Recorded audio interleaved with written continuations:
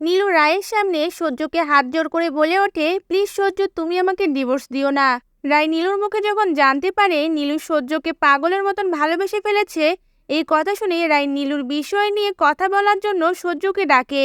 এরপর দেখা যায় সূর্য রায়ের রুমে এসে বসলে রায় তখন নীলুর পক্ষ নিয়ে সূর্যকে বলে ওঠে, আমি যদি আবার তোমাকে নীলুর সঙ্গে কথা বলতেই সূর্য সাথে সাথেই রায়কে থামিয়ে দেয় আর বলে ওঠে, না না রায়, দেখো এই বিষয় নিয়ে আমি তোমার সঙ্গে কোনো কথাই বলতে চাই না।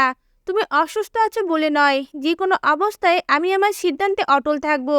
আর দরজার আড়াল থেকে এই সকল কথা নীলু শুনতে থাকে।